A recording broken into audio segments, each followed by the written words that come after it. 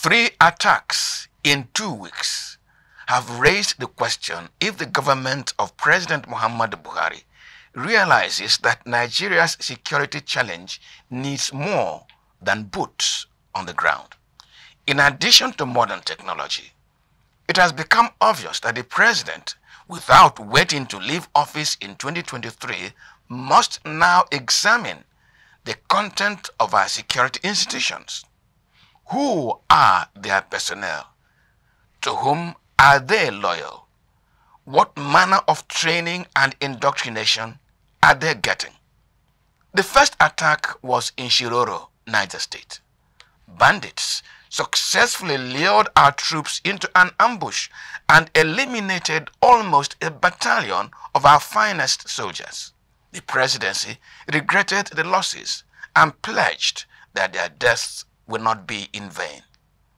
Now, as if that attack was not audacious and brazen enough, the advance convoy of the commander-in-chief himself was successfully breached as the president prepared to visit his home state, Katsina, for the Salah festival. Drone is very easily accessible. Why didn't they use that? Why are they still continue with the archaic method of movement of presidential fleets? This will teach many of them a lesson to upgrade, in that type of operational movement. As Nigerians raised question on what the president's security sweepers do and where they were for the nation's #1 citizen to suffer such humiliation on his convoy, Boko Haram and their collaborators invaded Kuje Middle Security Prison, took away all their 64 colleagues, and freed as many willing criminals in the correctional facility. They had intelligence from the international body. They had intelligence from the some other bodies that provided intelligence for them. They did not act on it. And the unfortunate aspect of the whole thing, if you have gone to that Kuje prison, you will notice that that long stretch road, there's always security at every stop before you even get to the correctional building.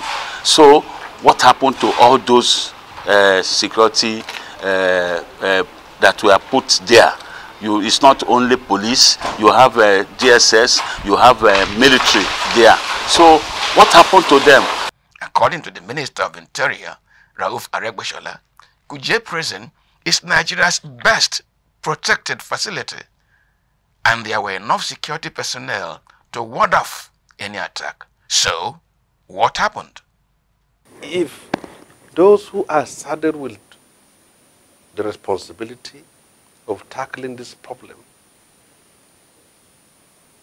are also behaving hopeless and helpless, then we will not have a country in the next few years.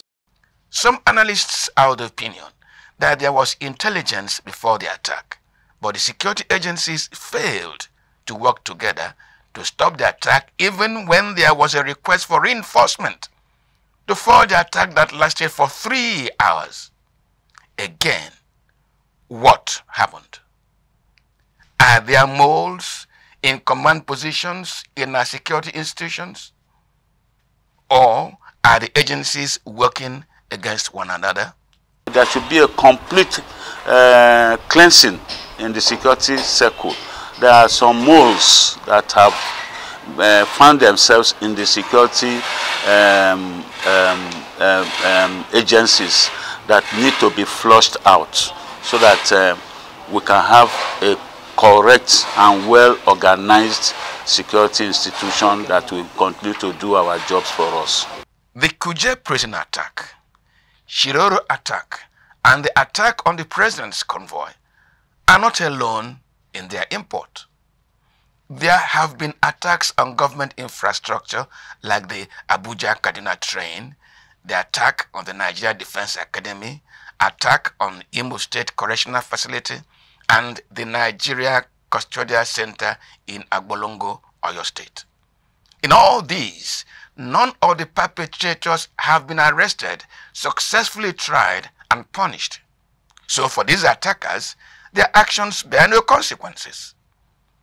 Huge parts of Nigeria are being taken over by armed criminals. Where is our military? And we have to keep asking this question. We used to have one of the most formidable militaries in the world. Something is wrong. The Minister of Interior, Ralph Aregbesola, had made a promise after the attack in Oyo State that it would be the end of security breaches in our prisons. The attack on Kuje prison proved the minister wrong.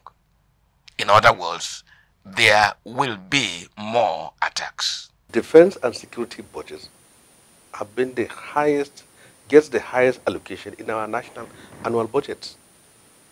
So you are pumping in money without commensurate result.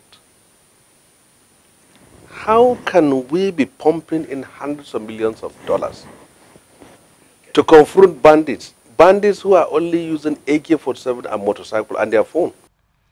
The implication of these expanding, daring, and successful attacks is that a number of Nigerians will begin to consider the Governor Bello Matawalle option of everyone to himself. Because if the state fails to protect its own infrastructure and the citizen can also not fail himself. The second implication is that unless the present government shows deeper, more scientific and demonstrable commitment to defending the nation, it is likely to hand over an unraveling nation to its successor. And that would be very unkind.